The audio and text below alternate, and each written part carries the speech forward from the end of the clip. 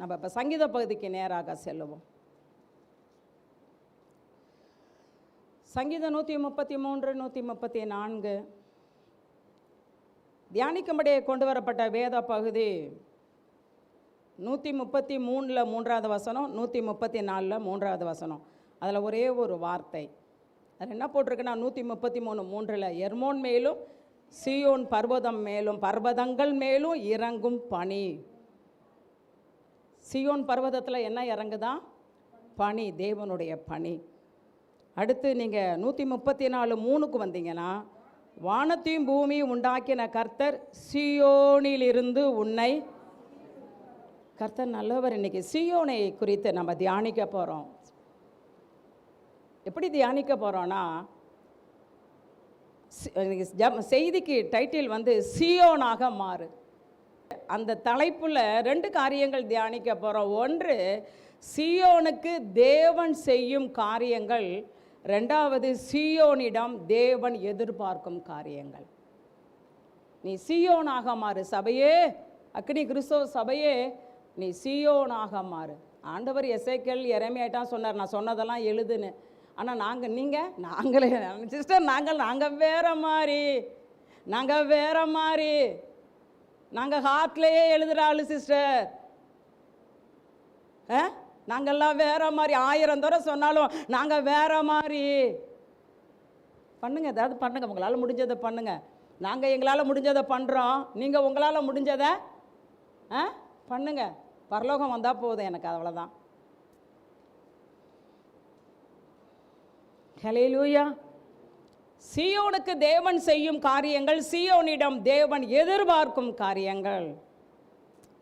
இப்போ சீயோன் அப்படின்னா கர்த்தருக்கு பயந்து நடக்கிறவர்கள். சீயோன் அப்படின்னா கர்த்தருக்காக வைராக்கியம் பாராட்டுகிறவர்கள். சீயோன் அப்படின்னா வசனத்தின்படி வாழ்கிறவர்கள். யார் சீயோன்? யார்? பரலோகத்தை பற்றியும் நமக்கு தேவையில்லை, பரலோகம் சரியாக இருக்குது. சபைகளை பற்றியும் சரி, ஓகே. நான் சீயோனா மாறணும், என்னிலிருந்து தேவன் ஆசீர்வதிக்கணும்னா நான் கர்த்தருக்கு பயப்படணும், கர்த்தருக்காக வைராக்கியம் பாராட்டணும், வசனத்தின்படி வாழணும். இதுதான் சீயோன். இப்படிப்பட்ட சீயோன்ட்ட தேவன் செய்கிற காரியம் இருக்கு, எதிர்பார்க்கிற காரியம் இருக்கு. மீகா 4:2 பின்பகுதி வாசிங்க. மீகா 4:2 பின்பகுதி சொல்லுது, சீயோனில் இருந்து வேதமும் எருசலேமில் இருந்து கர்த்தரின் வசனமும் வெளிப்படும். நான் சீயோனா இருந்தா என்னிட்ட என்ன வெளிப்படணும் சொல்லுங்க? என்னிட்ட எனி டைம் என்ன வெளிப்படணும்? எப்போ பார்த்தாலும் முறுமுறுக்கிறது, எப்போ பார்த்தாலும் புலம்புறது, எப்போ பார்த்தாலும் அவிசுவாச வார்த்தைகள் இல்லை. நான் சீயோனா இருந்தா என்னிலிருந்து என்ன வெளிப்படணும்? வசனம் வெளிப்படணும். சபையிலிருந்து வசனம் வெளிப்பட்டுக்கிட்டே இருக்குல்ல, பரலோகத்திலிருந்து ஆண்டவர் வசனத்தை அனுப்பிக்கிட்டே இருக்கிறாருல்ல. அப்ப சீயோனாகிய என்னில் என்ன வெளிப்படணும்? வசனம் வெளிப்பட்டு கொண்டே இருக்கணும். நான் எவ்வாய திறந்தாலே வசனம் என்ன செய்யணும்? வெளிப்படணும். சீயோனுக்கு தேவன் செய்கிற காரியம் நிறைய இருக்கு. நமக்கு தேவையானதை மட்டும் சொல்றேன், அப்படியே பாருங்க.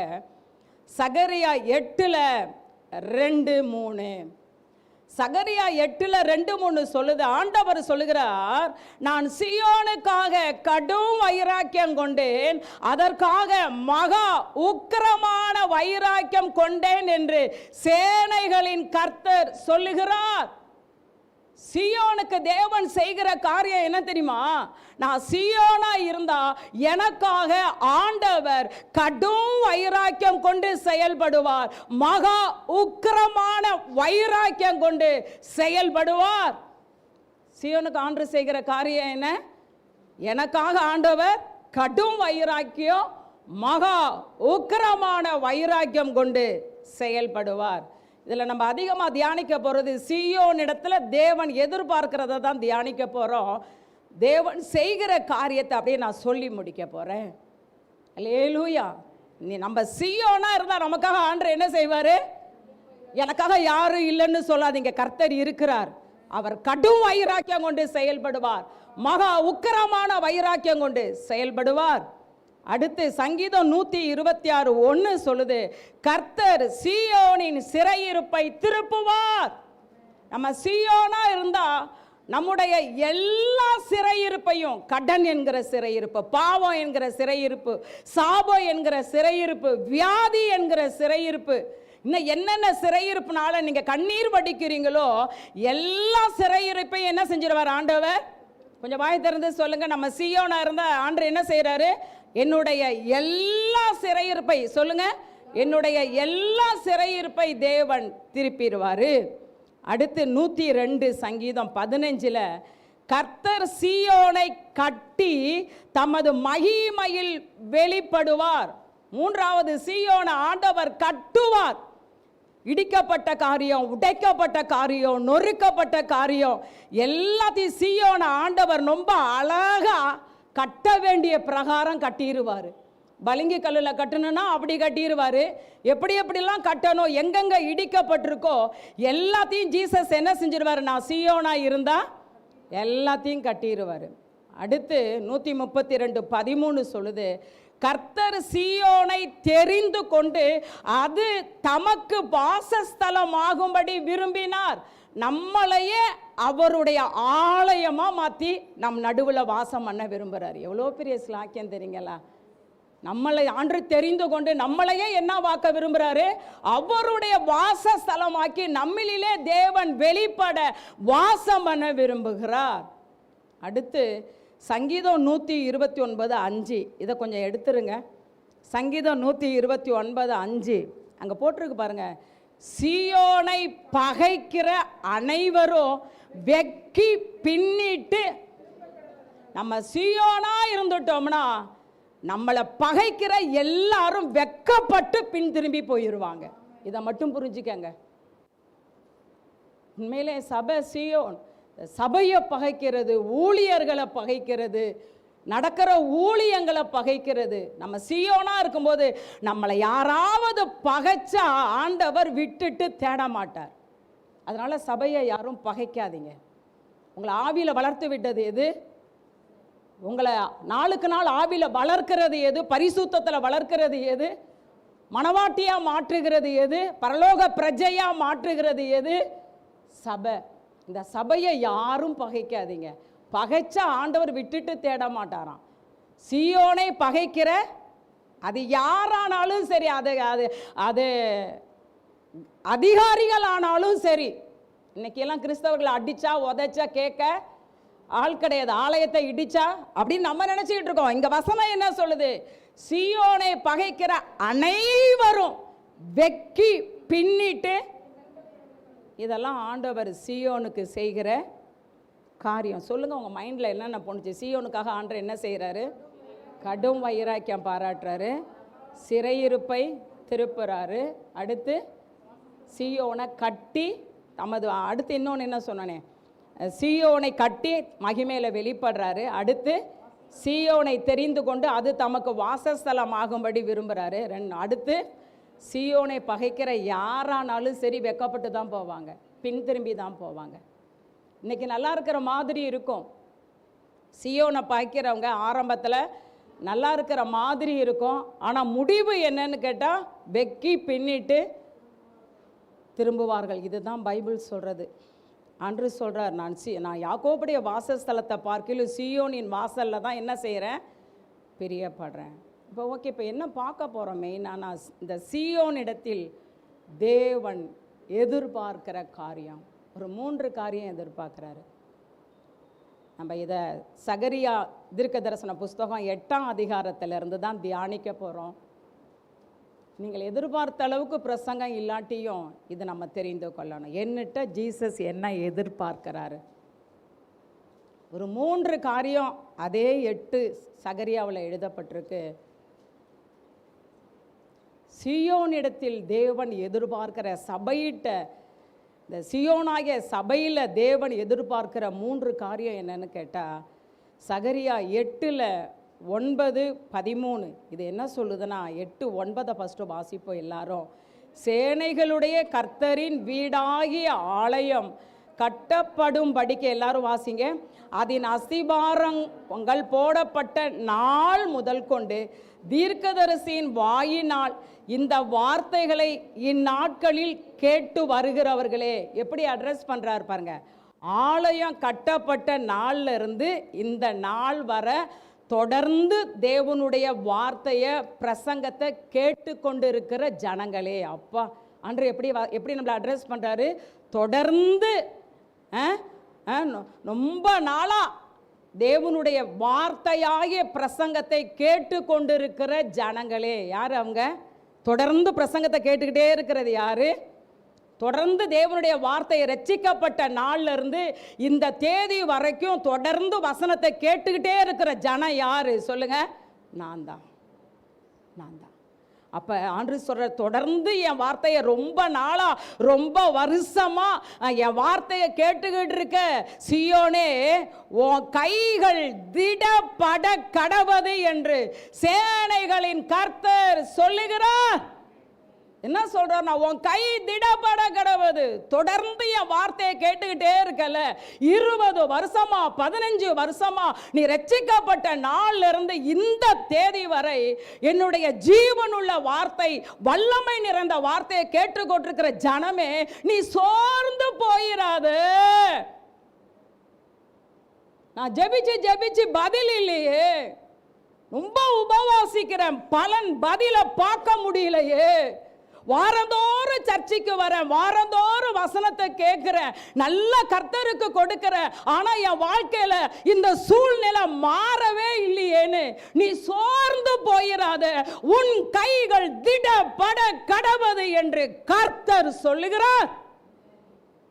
ஹல்லேலூயா.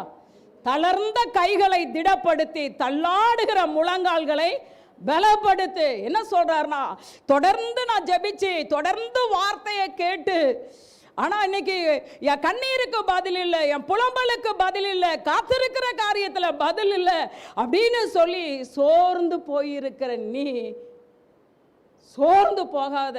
உன் கைகள் திடப்பட கடவுது.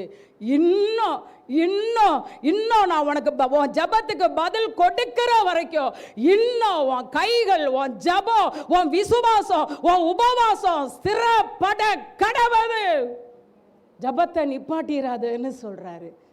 எவ்வளோ ஜபிக்கிறேனே சிஸ்டர், என் சிறையிருப்பு மாறலையே, என் போராட்டம் மாறலையே, என் பாடுகள் மாறலி, அப்படியே இருக்கு, மலை போல நிக்குது, பர்வதம் போல நின்றுட்டு இருக்கு, அசையவே மாட்டேங்குது. ஒரு சின்ன அளவுல கூட ஒரு மாற்றத்தை, ஒரு அடையாளத்தை நான் பார்க்கலையே அப்படின்னு சொல்லி சோர்ந்து போயிடாத. நான் கர்த்தருக்கு காத்திருந்து என்ன அப்படின்னு சொல்லி விரக்தி அடைஞ்சு போயிடாத. 20 வருஷமா 15 வருஷமா நீ ரட்சிக்கப்பட்ட நாள் முதல் கொண்டு இந்த நாள் வரை என் வார்த்தையை கேட்டுக்கொண்டிருக்கிற ஜனமே, உன் கைகள் திடப்பட கடவது என்று கர்த்தர் சொல்லுகிறார். ஹல்லேலூயா. 13ஆம் வசனத்தின் லாஸ்ட் லைன் என்ன சொல்லுதுன்னா, பயப்படாதேயுங்கள், உங்கள் கைகள் திடப்பட கடவது. நம்மள்ட்ட ஜீசஸ் என்ன எதிர்பார்க்கிறாரு? சோர்ந்து போயிராத, தளர்ந்து போயிராத, விடாய்த்து போயிராத. நம்பி என்ன பலன்? ரொம்ப நீனே சோர்ந்து போயிராத, உன் கைகள் திடப்பட கடவது. ஹல்லேலூயா. அவர் சொல்றாரு பாருங்க, இஸ்ரவேல் ஜனங்க ரொம்ப சோர்ந்து போயிட்டாங்க. யூத மக்களுக்காக தான் இது எழுதப்பட்டது.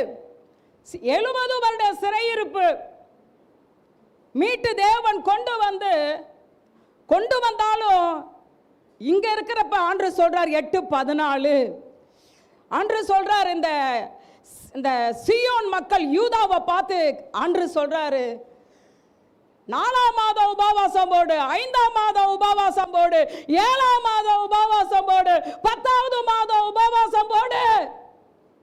ஜனம் கேக்குது, நான் ஏற்கனவே உபவாசம் போட்டு நல்லா ஜெபிச்சு பார்த்துட்டேன், நல்லா கண்ணீர் வடிச்சு பார்த்துட்டேன், முட்டில இருந்தும் ஜெபிச்சுட்டேன், அதிகாலையில ஜெபிக்கிற, இரவுல ஜெபிக்கிற, நேரம் கிடைக்கும் பொழுதெல்லாம் ஜெபிக்கிற, இன்னமும் என்ன பார்த்து உபவாசம் போடுன்னு சொல்றீங்களே,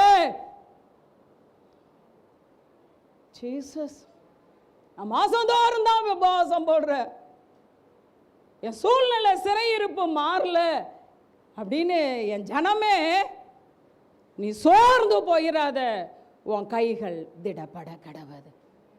எனக்கு என்ன ஆண்டு செஞ்சிட்டாருன்னு சொல்லிடாத, உன் கைகள் திடப்பட கடவுது.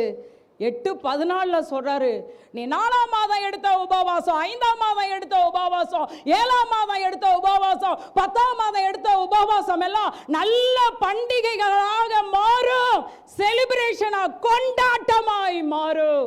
இன்னைக்கு ஆண்டவராக தான் நம்மள்கிட்ட பேசுறாரு.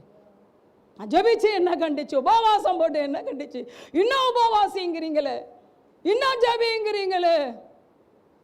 அன்று சொல்றார், உன் ஜெபம், உன் உபவாசம் பண்டிகை நாளாக மாறும். அதனால உன் கைகள் திடப்பட கடவுது. ஹல்லேலூயா. வேதத்தில் ஒரு சம்பவம் யாத்திராகமம் 17 எடுத்துக்கொள்ளுங்க. யாத்திராகமம் 17 அமலேக்கிய இஸ்ரவேல் ஜனங்களுக்கு விரோதமாக யுத்தம் பண்ண வராங்க. அமலேக்கியர் இஸ்ரவேலுக்கு விரோதமாக யுத்தம் பண்ண வராங்க. அந்த யுத்தத்தை கர்த்தர் தான் நடத்த போறாரு. ஆனால் ஆண்டவர் அந்த இஸ்ரவேல் ஜனங்களை வழிநடத்தின மோசேட்ட என்ன எதிர்பார்த்தார் தெரியுமா? 17:11 மோசே, இந்த யுத்தத்தில் நீங்க ஜெயம் எடுக்கணும்னா மோசேயின் கைகள் உயர்ந்திருக்க கடவுது. எவ்வளோ பாருங்க, ஆண்டவர் உங்க வாழ்க்கையில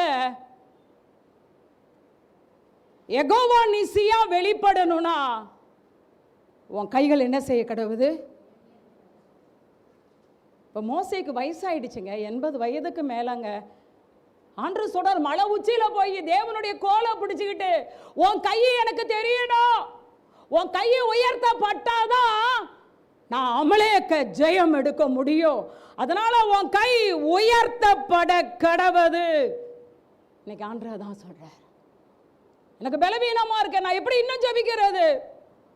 நானே சோர்ந்து போயிருக்கேன், இன்னும் எப்படி ஜெபிக்கிறது? நானே சிறையிருப்புல இருக்கிறேன், எனக்கே சத்துவம் இல்லை அப்படின்னு சொன்னாலும் ஆண்டவர் சொல்லுகிறார், உன் கை உயர்த்தப்படாம என்னால செயல்படவே முடியாது. ஹல்லேலூயா.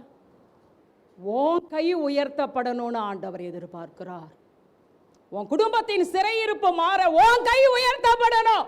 ஏங்க மோசையோட ஆரோன் இருக்கிறாரு, ஊர் இருக்கிறாரு. ஏன் ஆரோன் கை உயர்த்தப்படக்கூடாதா? இந்த ஊர் கை உயர்த்தப்படக்கூடாதா? இல்ல மோசே, ஆரோன் கையோ ஊர் கையோ உயர்த்தப்படுறத நான் எதிர்பார்க்கல, எனக்கு உன் கை உயர்த்தப்பட வேண்டும். நல்லா புரிஞ்சுக்கங்க, உங்க குடும்பத்துக்காக உங்க கை உயர்த்தப்படணும்னு கர்த்தர் எதிர்பார்க்கிறார். எஸ், ஆமென். உங்க குடும்பத்தின் சிறையிருப்பு மாற, உங்க குடும்பத்தில் யுத்தம் ஓய, உங்க குடும்பத்தில் தேவன் யெகோவா நிசியா வெளிப்பட உன் கை உயர்த்தப்படணும், உன் கை திடப்பட கடவுது. சீயோனாகிய என்னட்டு ஆண்டவர் என்ன எதிர்பார்க்கிறாரு? உன் கை திடப்பட கடவுள், உன் கை தான் உயர்த்தப்படணும். ஆரோன் கையெல்லாம் நான் எதிர்பார்க்கிறது உன் குடும்பத்தின் சிறையிருப்பு மாற உன் கை உயர்த்த. உன் பிள்ளையோட கையை விட, உன் பிள்ளை ஆரோனா இருக்கலாம், ஊரா இருக்கலாம், உன் பிள்ளையோட கையை விட உன் கை உயர்த்தப்படணும் நான் எதிர்பார்க்கிறேன். ஹல்லேலூயா. இப்போ பாருங்க என்ன போட்டிருக்காங்க, மோசே 17:11 மோசே தன் கைகளை ஏறெடுத்து இருக்கையில் இஸ்ரவேலர் மேற்கொண்டார்கள், அவன் தன் கையை தாழ விடுகையில் அமலேக்கு மேற்கொண்டான். புரிந்து கொள்ளுங்க சத்தியத்தை. நம்ம கை உயர்த்தப்பட்டாதான் சத்துரு தாழ்த்தப்பட்டு, பிரச்சனை தாழ்த்தப்பட்டு போகும். நம்ம கை ஐயோ என்னால ஜெபிக்க முடியலன்னு தளர்ந்து போயிட்டோன்னா பிரச்சனை மேற்கொண்டுரும், சத்துரு மேற்கொண்டுருவான். அதனால தான் ஆண்டவர் இன்னைக்கு நம்மள்கிட்ட சொல்றாரு, உன் வாழ்க்கையில் என் டைம் வரும் வர உனக்காக உன் சிறையிருப்பு மாற ஒரு டைம் செட் பண்ணி வச்சிருக்கிறேன். ஏன் டைம் வரும் வர உன் கை என்ன செஞ்சிடக்கூடாது? தளர்ந்து போயிடக்கூடாது. என் டைம் இருக்கு உனக்கு. நீ சீயோன், உன் துதி பரலோகம் வந்திருக்கு, உன் உபவாசம் பரலோகம் வந்திருக்கு. இன்னும் ஒன்றுட்ட துதியை எதிர்பார்க்கிறேன், இன்னும் ஒன்றுட்ட உபவாசத்தை எதிர்பார்க்கிறேன், இன்னும் ஒன்றுட்ட ஜபத்தை எதிர்பார்க்கிறேன், இன்னும் என்கிட்ட நீ வரணும், இன்னும் இன்னும் இன்னும் எனக்காக நீ வைராக்கியம் பாராட்டணும்னு எதிர்பார்க்கிறேன். நான் ஒரு டைம் செட் பண்ணி வச்சிருக்கிறேன். என் டைம் வரும் வரைக்கும் உன் கையை தாழ விட்டுறாத, உன் கைகள் உயர்த்தப்பட கடவுள். புரிந்து கொண்டீங்களா? இதுதான் சத்தியம், இதுதான் சத்தியம். இன்னைக்கு விக்கி பொண்ணு ஒரு வசனம் சொன்னா, அந்த வசனம் சொல்லும்போது பாஸ்டர் பேசிட்டாங்க, அதனால சரியா ஆகலை. அவ சொன்னா, என்ன சொன்னா? குறித்த காலத்துக்கு தரிசனம் வைக்கப்பட்டிருக்கு, அது முடிவில் விளங்கும், அது பொய் சொல்லாது, அது தாமதித்தாலும் என் டயத்துக்காக காத்துரு, அது நிச்சயமாய் வரும், அது இனி தாமதிப்பதில்லை.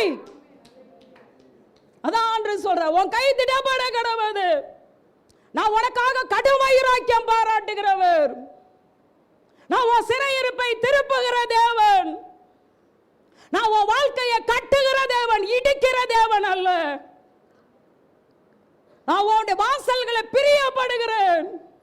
அதனால நான் ஒரு டைம் வச்சிருக்கேன், உன் சிறையிருப்பு மாற, உன் போராட்டம் மாற, உன் கண்ணீர் துடைக்கப்பட, உன் வாழ்க்கை உயர்த்தப்பட ஒரு டைம் செட் பண்ணி வச்சிருக்கிற. அந்த டைம் வர வரைக்கும் உன் ஜபத்தை நீ பாட்டிராத, உன் கைகள் திடப்பட கடவுது. ஹல்லேலூயா.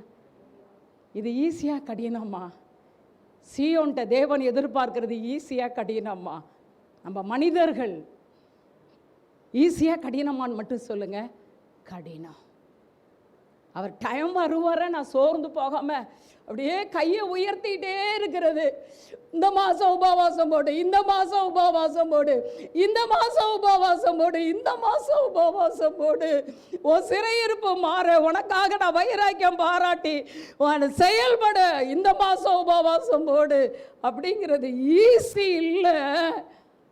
ஆனாலும் ஆண்டவர் எதிர்பார்க்கிறார், ஏன் டயத்தில் உன் கண்ணீரை துடைக்க, ஏன் டயத்தில் உன் சிறையிருப்பு மாற, உன் கைகள் திடப்பட கடவுது,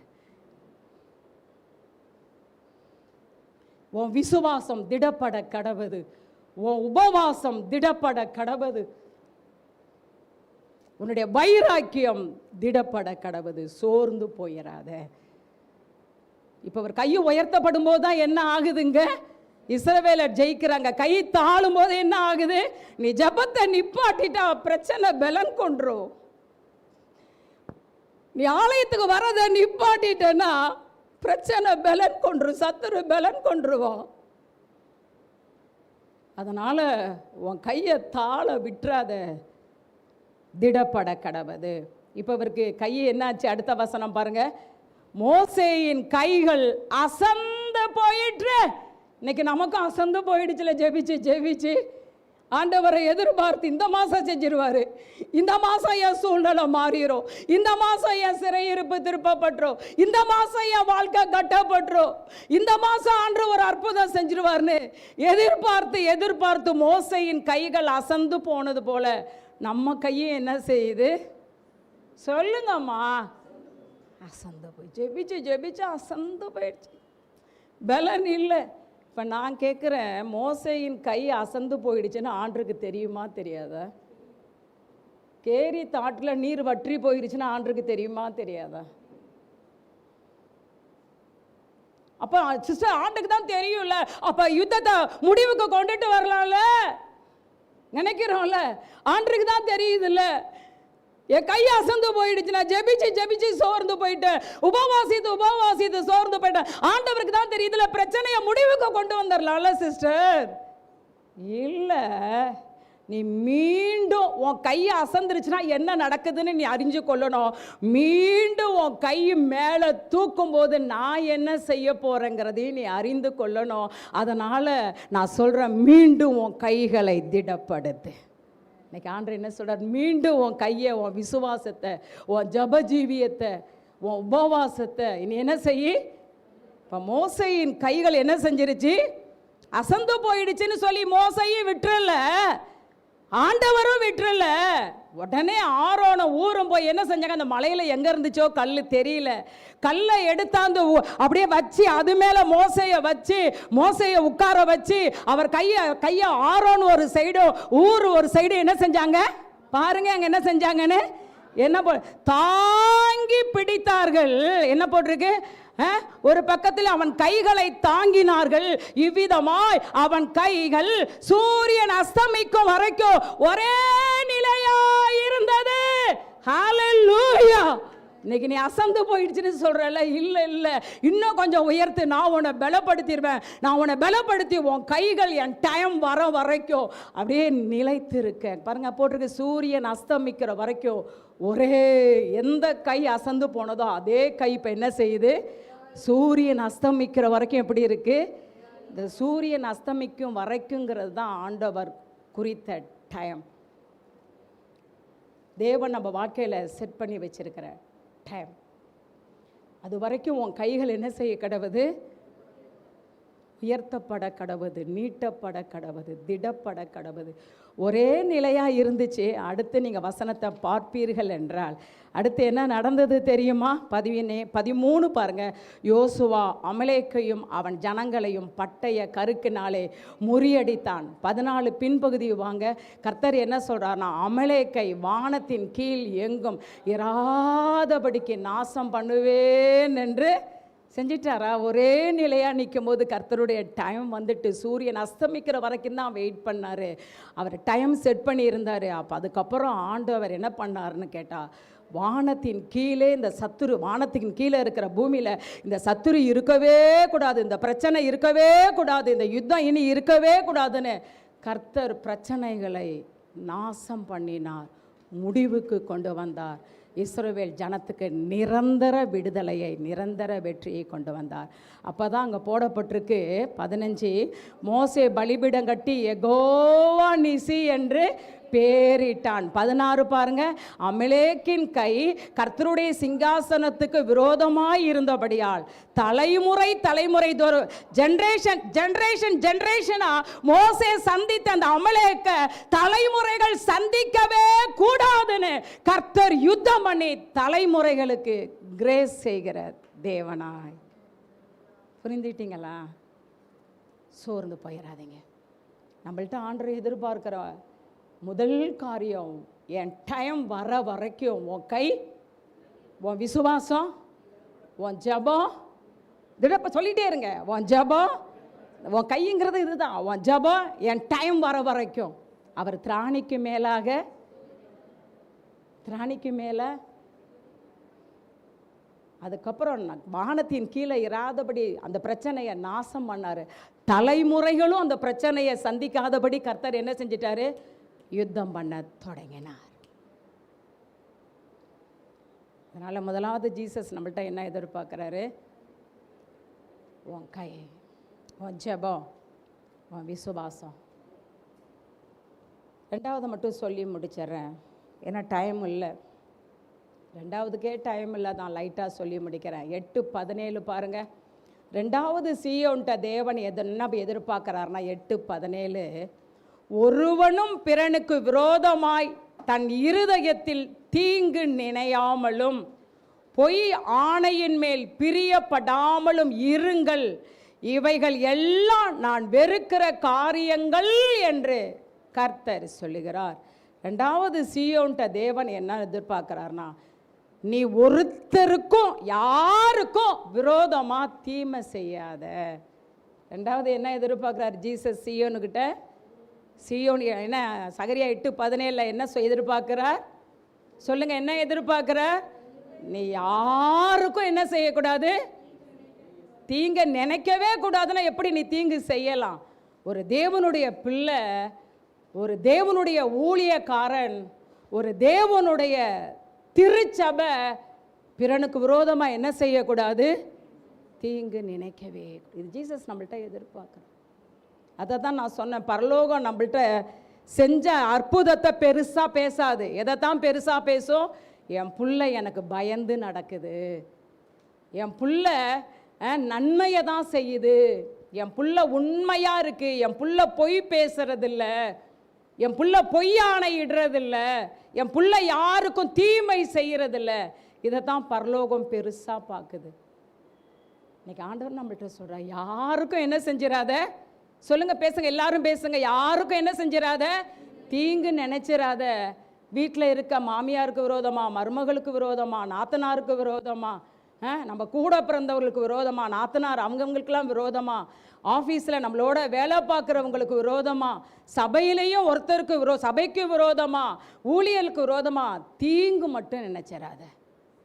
தீங்கு நினைக்கவும் கூடாது. தீங்கு ஒரு சீயோன் அப்படி இருக்கணும்னு தேவன் எதிர்பார்க்கிறார். ஒரு காரியத்தை சொல்லி முடிக்கிறேன். வேதத்தில் சவுல் தேவனால் அபிஷேகம் பண்ணப்பட்ட பழைய ஏற்பாட்டு சவுல். இவன் யாரு? தேவனால் தெரிந்து கொள்ளப்பட்டவன், தேவனால் அபிஷேகம் பண்ணப்பட்டவன். தேவன் இவனுக்கு வேறே இருதயத்தை கொடுத்தார், வேறே மனுஷனாய் மாற்றினார். சவுலும் தீர்க்கதரிசிகளில் ஒருவனோன்னு சொல்கிற அளவுக்கு தீர்க்க தரிசனம் சொன்னவன். இவன் இருதயம் எல்லாம் தாவீது காரியத்தில் என்னவா இருந்தது? சாகிற வரைக்கும் சவுல் தாவீதுக்கு என்ன செஞ்சுக்கிட்டே இருந்தான்? தீங்கு நினச்சிக்கிட்டு இருந்தான். தீங்கு அவனுக்கு தெரியுது, அவன் தப்பு பண்ணலைன்னு. ஆனாலும் இவன் என்ன செஞ்சுட்டே இருந்தான்? தீங்கு. யார் செஞ்சது? நினைச்சது யார்? சவுல் யார் சொல்லுங்க? தேவனால். இது மைண்டில் இருக்கணும். தேவனால் அபிஷேகம் பண்ணப்பட்டவன், தீர்க்க தரிசனம் சொன்னவன், வேற இருதயம் பெற்றவன், வேற மனுஷனாய் மாறினவன். தாவீதுக்கு விரோதமாக என்ன செஞ்சுக்கிட்டே தான் இருந்தான் தொடர்ந்து. எந்த அளவுக்கு தீங்கு செஞ்சான் தெரியுங்களா? தான் மக தாவீதை நேசிக்குதுன்னு பார்த்தானா. அந்த காலத்துலேயும் தான் LOV எல்லாம் இருந்திருக்கு. அங்கேயே இருந்திருக்கு. இங்கே இருந்தால் என்ன சிஸ்டர்? இங்கே இருக்கக்கூடாதும்மா, அங்கே இருந்ததெல்லாம் ஃபெயிலியர் தான். நேற்று கூட அந்த தேவ மனுஷன், அவ்வளோ பெரிய தேவ மனுஷன் சொல்கிறார், உன் காலில் விடுறேன், லவ் பண்ணாதன்னு சொன்னார். அவ்வளோ பெரிய தேவ மனுஷன் அவர். உன் காலில் விடுற, லவ் பண்ணிடாத. ஜீசஸ், ஹல்லேலூயா. லவ் பண்ணுறது கூட தீங்கு செய்கிறது தான் கர்த்தருக்கு விரோதமாக. கர்த்தர் நமக்கு நல்ல ஒரு மாப்பிள்ளையே வச்சுருப்பார், சூப்பர் பொண்ணை வச்சுருப்பார். நீ லவ் பண்ணி வீணா போனதை கட்டிட்டு வராத. ஹல்லேலூயா. மைண்டில் கூட இல்லடி அம்மா. ஹல்லேலூயா.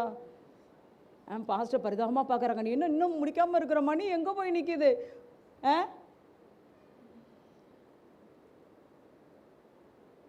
ஜீசஸ். சபையில் இருக்கிற வாலிபர்களே, லவ் பண்ணாதீங்க. ஆண்டவர் நல்ல பொண்ணு வச்சிருக்கிறாரு, நல்ல பொண்ணை வச்சிருக்கிறாரு. தாய்மார்களே, ஜெபம் பண்ணுங்க. என் பிள்ளைக்கு எந்த பையனையும் பிடிக்கக்கூடாது, எந்த பையனுக்கும் என் பிள்ளைய பிடிக்கக்கூடாதுன்னு பண்ணுங்க. தீங்கு நினையாத. சவுல் என்ன பண்ணுற? சவுலோட பொண்ணு மீகா யாரை லவ் பண்ணுறா? தாவீதை நேசிக்கிறா. இதுக்கு யாருக்கு வந்துச்சு? யார் காதுக்கு வந்தது? சவுலுக்கு வந்தது. சவுல் என்ன நினச்சான் தெரியுமா? சொல்லுங்க, நீங்கள் சொல்லுங்க, நீங்கள் சொல்லுங்க, என்ன நினச்சான்? நீங்கள் சொல்லுங்க. அதை மட்டும் கேட்காதீங்க சிஸ்டர், அதை மட்டும் கேட்காதீங்க. கேட்டீங்கன்னா தூங்கிடுவேன் சிஸ்டர், தூங்கிடுவேன் சிஸ்டர். டயத்தை வேற ஓட்டாதீங்க, பாஸ்டர் வேற பார்க்குறார் சிஸ்டர்னு பாட்டு பாடுறீங்க போல இருக்கு. சொல்லுங்க. இல்லை, லவ் பண்ணுறப்ப கேட்குறான். அது பெலிசு. அது என்ன நினச்சான் தெரியுங்களா அவன்? அப்பா, என் பொண்ணு தாவீதை நினைக்குதா? ஓகே, என் பொண்ணை தாவீதுக்கு கட்டி கொடுத்து தாவீதை கொண்டுடலாம்ல. இல்லை, நல்ல மனுஷன் இல்லை. என்ன நினச்சான்? எப்பேற்பட்ட மாமனார்! இது மாதிரி மாமனார்லாம் கிடச்சா என்ன பண்ணுவீங்க? லவ் பண்ணாதீங்க. இப்படி மாமனார் கிடச்சானா என்ன பண்ணுவீங்க? இப்படி மாமனார் கிடச்சா என்ன பண்ணுவீங்க? லவ் பண்ணாதீங்க. என்ன நினச்சா மாமனார்? பொண்ணு லவ் பண்ணுதுன்னு தெரிஞ்சிச்சு. என்ன நினைச்சான்? அப்பா, தான் சரியான நேரம், என் பொண்ணை அவனுக்கு கொடுத்து அவனை என்ன பண்ணிடணும் அவன் கதையை. அப்ப என் பொண்ணோட வாழ்க்கை நஷ்டப்பட்டாலும் பரவாயில்ல, என் பொண்ணு விதவையானாலும் பரவாயில்ல, ஆனா தாவீது சாவணும். எவ்வளவு நல்ல மனுஷன் இல்ல? அதனாலதான் ஆண்டவர் பார்த்தார், தீமை செய்த சவுல் பூமிக்கே வேண்டான்னு வேரோட அழிச்சாரு. ஓகேவா? சவுல் பூமிக்கே வேண்டான்னு எவ்வளவு மோசமானவன் இல்லை? என்னமோ இன்னைக்கு மோசம்னு பேசுறோமே, நம்ம என்ன நினைச்சிருக்கோம் பாருங்க. அந்த நாட்கள்லயே என் பொண்ணு விதவையானாலும் பரவாயில்ல. அப்பா, இதான் சான்ஸ். யாரை கொல்லணும்? தாவீது செத்தானா நீ செத்தியாடா? தாவீது செத்தானா நீ செத்தியா? தாவீது எவ்வளோ பரந்த உள்ளம் பாருங்க. வாழ்க்கையில் எவ்வளோ துன்பம் துயரம் வந்தாலும் துதிச்சான். தாவீது சவுல் செத்துட்டானதும் புலம்புறான் பார்த்தீங்களா? எவ்வளோ நல்ல மனுஷன். தாவீதெல்லாம் பரலோகத்தில் பார்த்தீங்கன்னா பெரிய சல்யூட் அடிங்க, பெரிய சல்யூட் அடிக்கும் போதே அவருக்கு தெரிஞ்சிடும். அப்பா சங்கீத பகுதியில் செல்வி சொல்லி சொல்லி சொல்லி சொல்லி அடிக்கிறது சல்யூட். இது அக்கனி கிறிஸ்தவ சபைன்னு தெரியணும். பரலோகத்தில் சபை என்ன தெரியணும்? தனியாக தெரியணும். கேரபின் தனியாக தெரியுதுல, பவுல் தனியாக தெரியுப்பார். பரலோகத்துக்கு போனாங்க, பரலோகத்தில் யாரையும் அறிமுகப்படுத்தணுங்கிற அவசியமே. இதான் ஆபிரகாம், இதான் அது, இதான் இது, ஒருத்தர் வேண்டாம். நாளைக்கு பரலோகத்துக்கு போனாலே நமக்கே என்ன செஞ்சிடும்? பரலோகத்தில் அப்படி ஒரு கிருபை இருக்கு. அங்கே போனாலே இது யாரு, இது யாரு, எங்கள் கண்ணு ஃபர்ஸ்ட் கர்த்தரை பார்த்துட்டு அடுத்து என்ன பார்க்கும் தெரியுமா?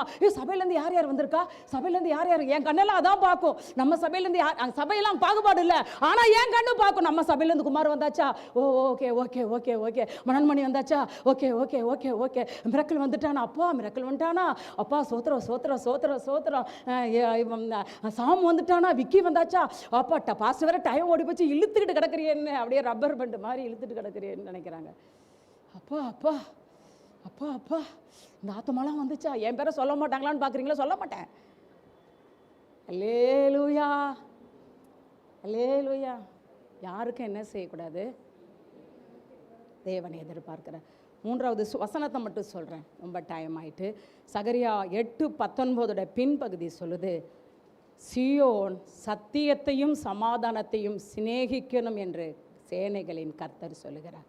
மூன்றாவது என்ன செய்யணும்? நம்ம சத்தியத்தையும், சிலர்கிட்ட சத்தியம் இருக்கும், சமாதானம் இருக்காது. சிலர்கிட்ட சமாதானம் இருக்கும், சத்தியம் இருக்காது. ஆனால் ஒரு சீயோன்ட்ட என்ன இருக்கணும்? சத்தியமும் இருக்கணும், சமாதானமும் இருக்கும். இப்போ சொல்லுங்கள், என் சீயோன் ஆகிய நம்மள்ட்ட ஆண்டவர் என்ன எதிர்பார்க்குறார்? உன் கைகள் திடப்பட, என் டைம் வர வரைக்கும் உன் கை என்ன செய்து திடப்பட. ரெண்டாவது என்ன சொன்னார்? யாருக்கும் என்ன செஞ்சிடாத தீங்கு நினை. தேர்டு என்ன? இந்த சத்தியத்தையும் வேதத்தை கேளாதபடி செவியை விளக்குறோடைய ஜெபம் ஆண்டவருக்கு பொய் சொல்லி சமாதானம் வீட்டுக்கு தேவையில்லை இல்லை. அதனால் சத்தியத்தையும் சமாதானத்தையும் சிநேகிங்கள். கர்த்தர் தாமே நம்மளை ஆசீர்வதிப்பாராக. ஆமேன் ஆமேன். God bless you.